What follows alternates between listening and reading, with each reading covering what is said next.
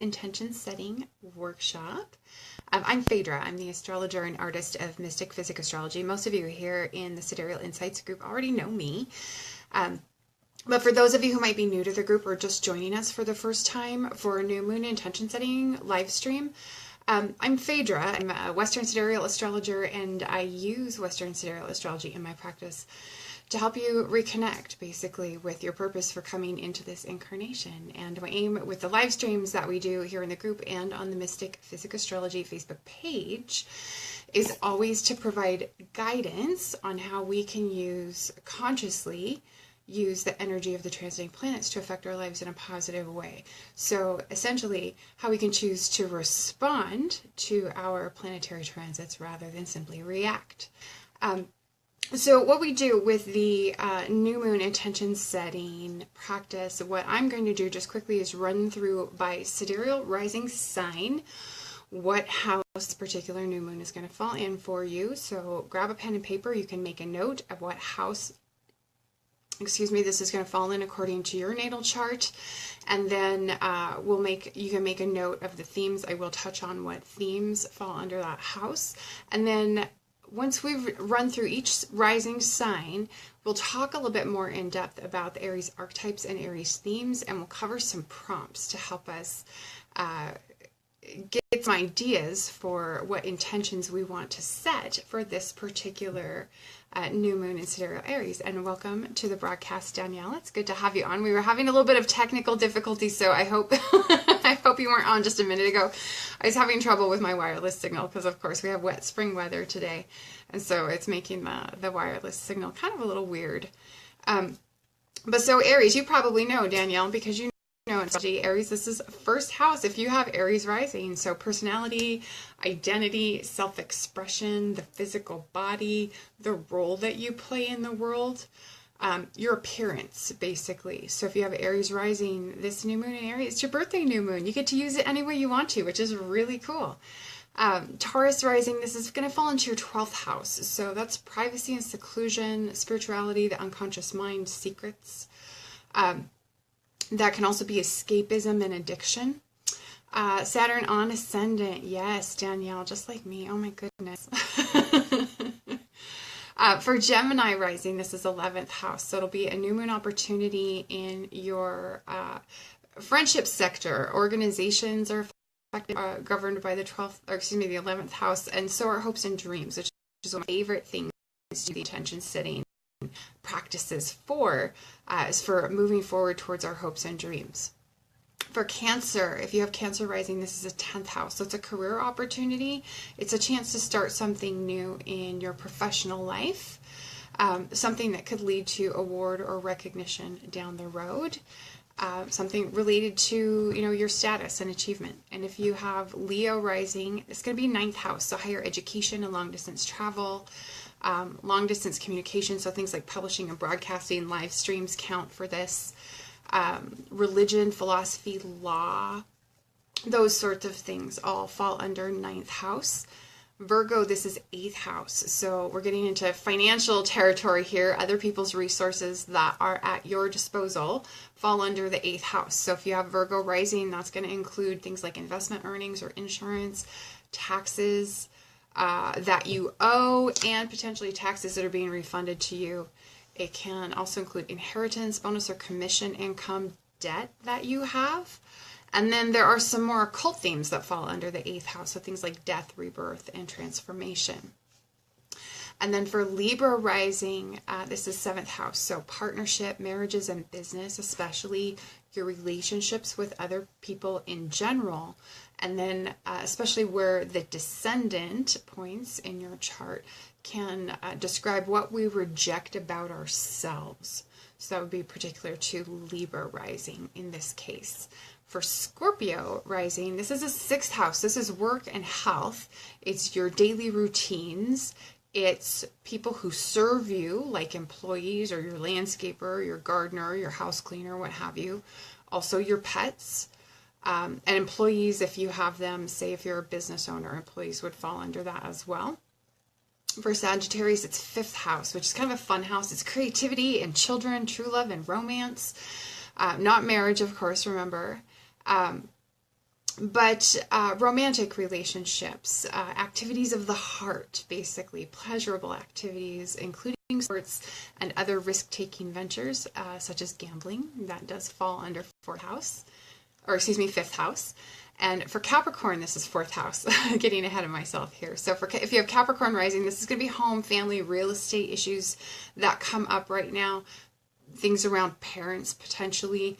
And depending on your age, the fourth house also describes your later life. So if you're retirement age or older, this new moon could be describing what's going on in your life right now for this late stage where you have second childhood, basically. You get to play. For Aquarius, it's third house. So communication, travel, this is going to be like local travel over short distances. I would say probably within about 500 miles of where you are, give or take.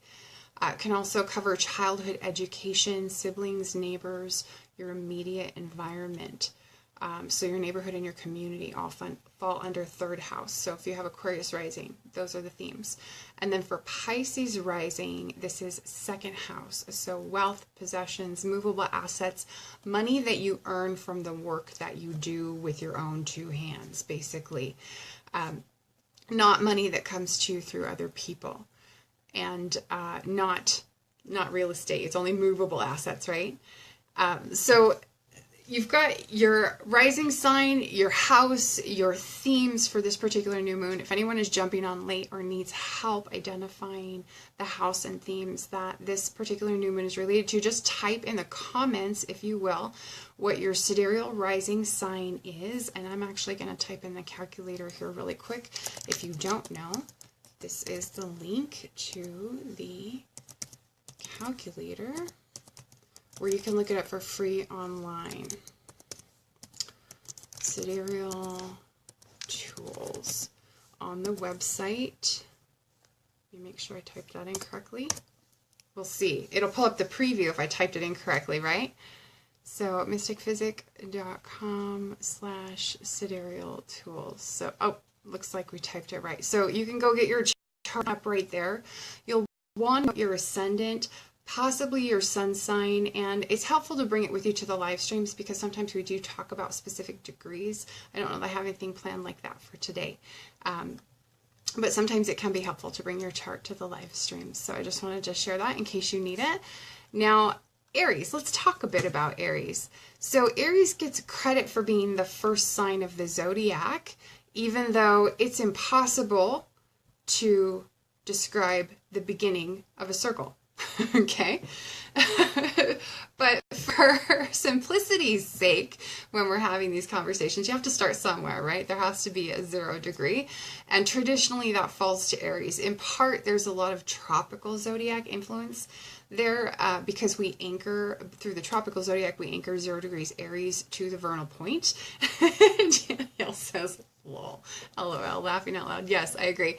And, honestly, Danielle, sometimes I wonder if that's really not where, our April Fool's traditions have come from, is this disagreement between the sidereal versus tropical zodiacs that happened in slow motion over the years, basically. But as the beginning of the zodiac, Aries represents the newborn, the fresh start, the new beginning, right?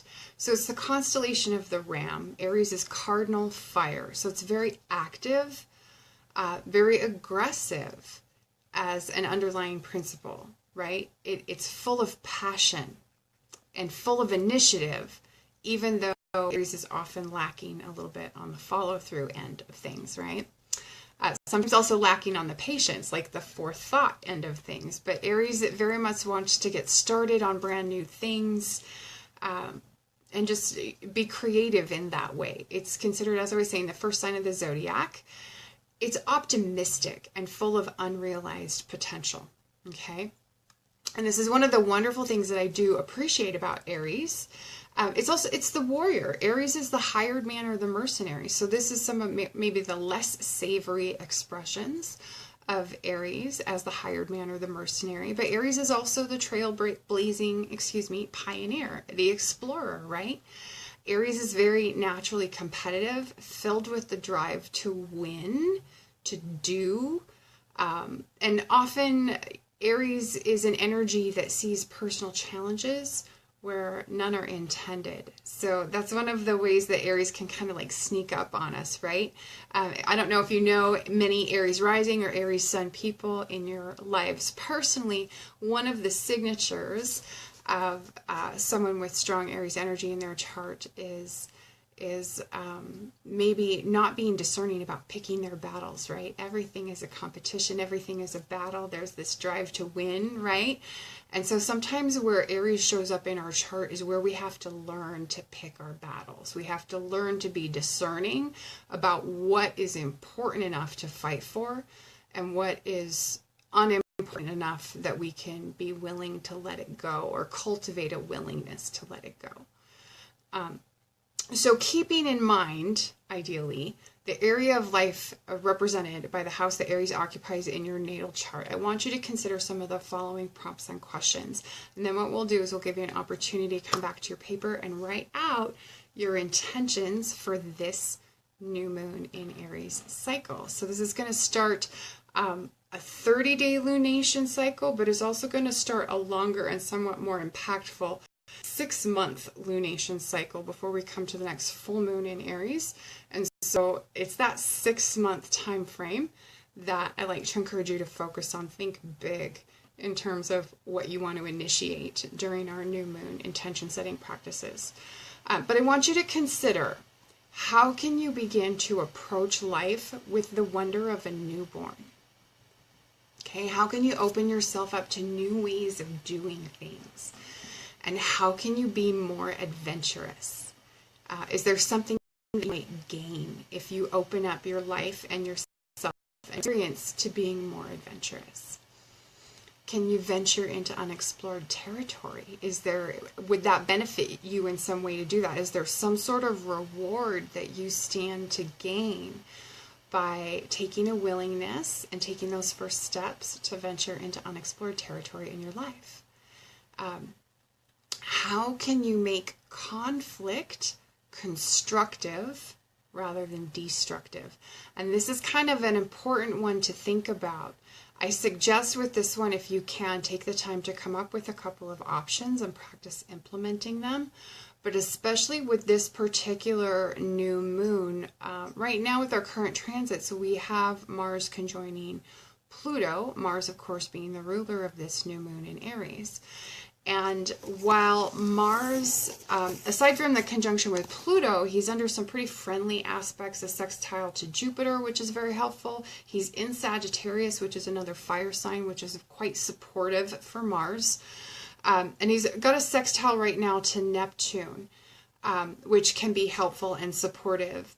There's the potential for challenge with that conjunction to Pluto, and the potential there is for power struggles, for conflicts with authority figures and people of influence. And so you might see those tendencies or things along those themes coming up in your experience as we move through these current transits and potentially with this next 6-month cycle, because we're dealing with it right here at the new moon. So be aware of that. It's a very volatile aspect, Mars conjoining Pluto. There's a potential for that, like I said, that conflict and aggression that Mars brings. There's a lot of weight to that when Pluto's involved, because Pluto is no astrological slouch, right? He carries weight. If we want to talk about it that way, in the solar system, being one of the heavy-hitting outer planets, he's slower moving. So Pluto is very influential by nature, and being an outer planet ramps up that influence. The outer planets are generally, they have a heavier influence over a longer term. Whereas the personal planets, of course, we feel those more personally. Mars is a personal planet, okay? So as we move through the next 6 months, I want you to really consider, how can you make conflict constructive, not destructive? Construction and constructive, and destruction and destructive are both keywords of Aries, of Mars, okay, of that energy. You can choose which you want to give more emphasis to, And this is an opportunity to really consider new ways of doing that, of focusing more on the constructive side of Aries kind of conflict orientation, not aggression. Okay, so come up with some options, practice implementing them, I would say, in the coming week. And maybe even with that one, it might be worth writing an affirmation around, one that you can keep with you. You know, use it with an app on your phone. Affirmation Reminder is a great app that you can use, or you can write it like I do on 3x5 cards and just keep it at your desk. But write an affirmation around finding ways to make conflict, constructive rather than destructive, and keep that affirmation handy so you can come back to it over the coming month, over the coming 6 months, and kind of ingrain it maybe as a habit in your life. But I want you to set intentions for what you want to manifest at this moon around how you can be open to doing things in new ways, how you can be adventurous or pioneering, and how you can take that constructive approach to conflict. So use your paper to write down your statement of intention for this particular new moon cycle. Now, keeping in mind, you're writing your intention. You're not going to take action just yet. You're going to give the space of a couple of days to any new moon. Ideally, like, set your intentions now, but you want to take that first action when you see the first sliver of light of the new moon, when it just begins to undergo that waxing phase. That's the best time to take action, which is usually about 2 days after the moon is new. And that's about the range of time you would want to give the 15th before starting anything major, because Mercury is stationing today. He's ending his retrograde. We're about to return to forward motion.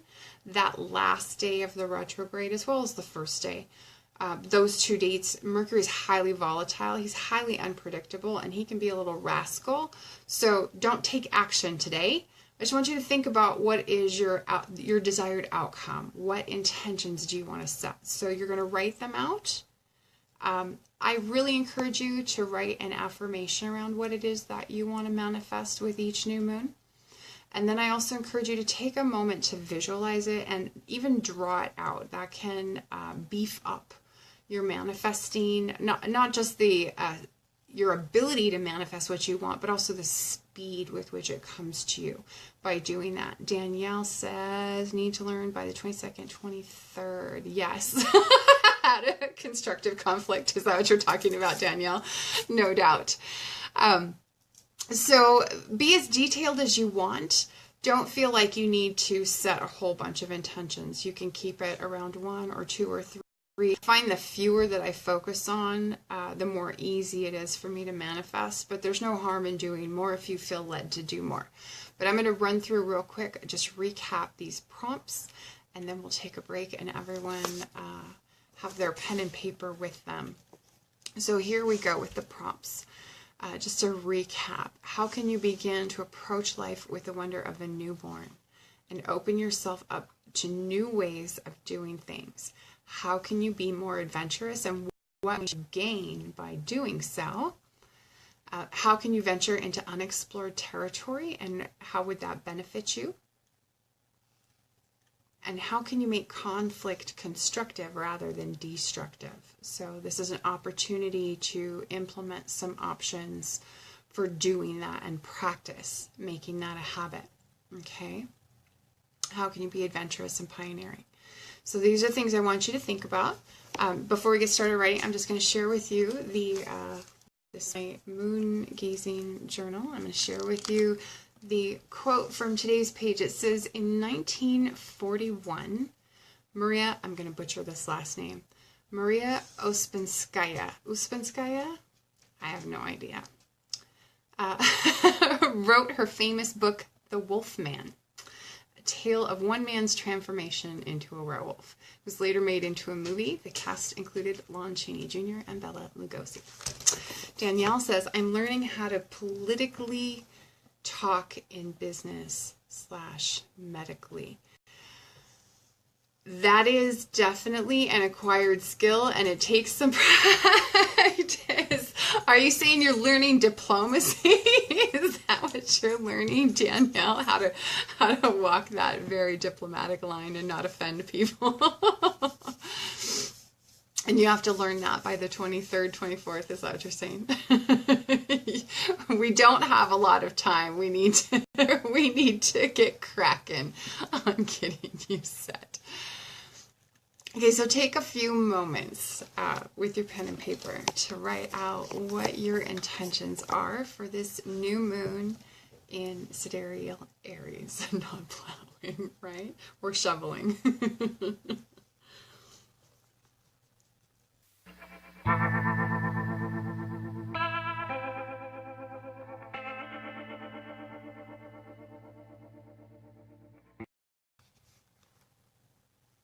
Danielle says, I'm horrible at these intentions, but learning. Exactly. Everyone starts somewhere. It just takes practice. The kicker is framing your intention with positive words. So framing it using language to describe what you want rather than trying to describe what you don't want or what you want to move away from. That's the trick. And then it's a little trickier even than that to write a good affirmation around that using that positive language. But that's the end goal, is to try to do it using positive language.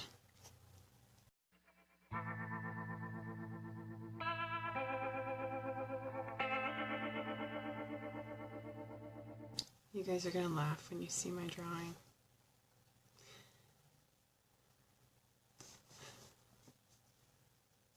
Chop more firewood instead to take out all your aggression on the firewood. That would be, that works, right? That works. Gosh. You guys are going to laugh when you see my little drawing.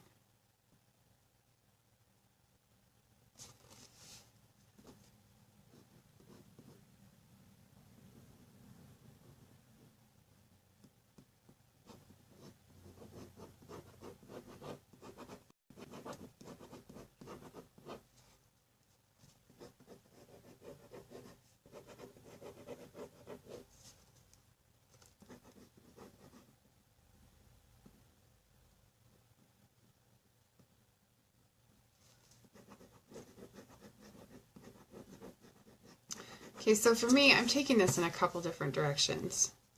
Because this is 11th house. One of my favorite houses because it covers hopes and dreams. Also covers, of course, social activity and organizations. And it's kind of funny because I'm a total introvert and homebody. And I have a hard time making myself sometimes get out and go out and socialize. Aries...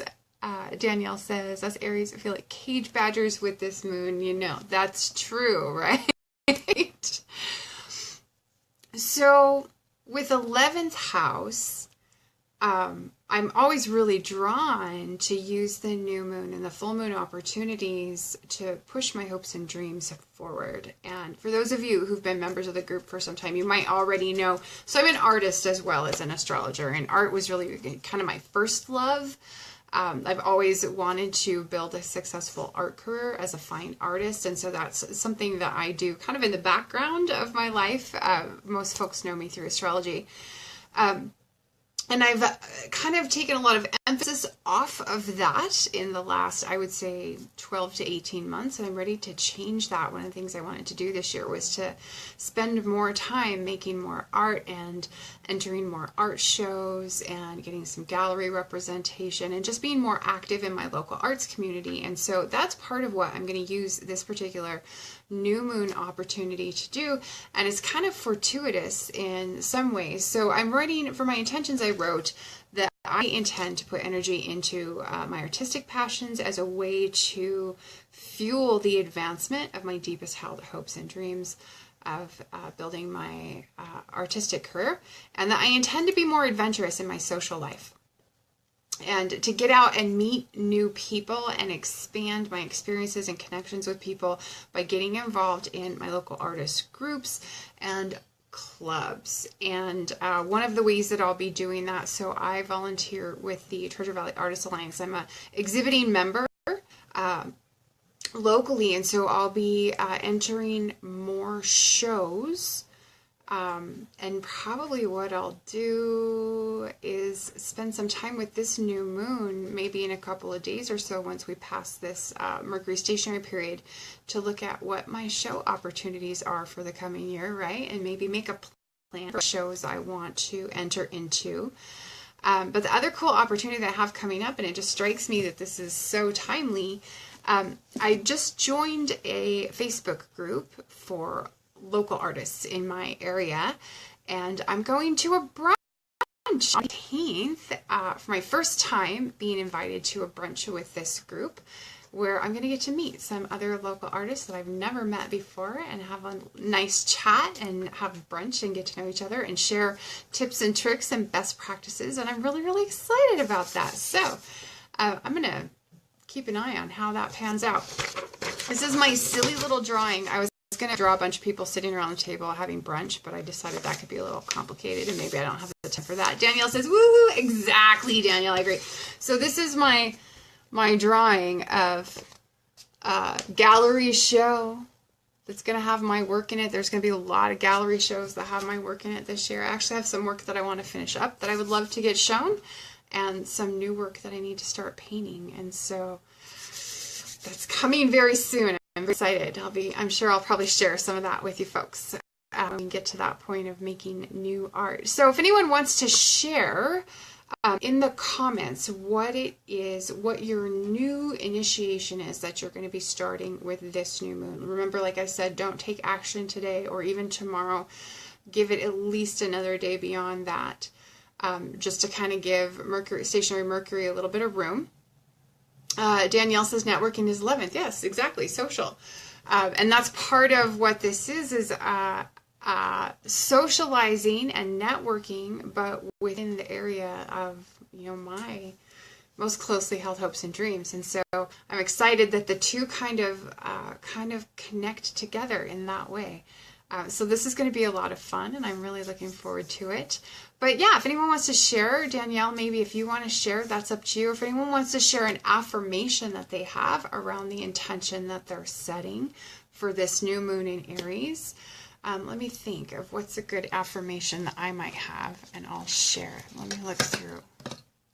Excuse me while I make some extra noise on the broadcast. So let's see here. What is going to be my affirmation?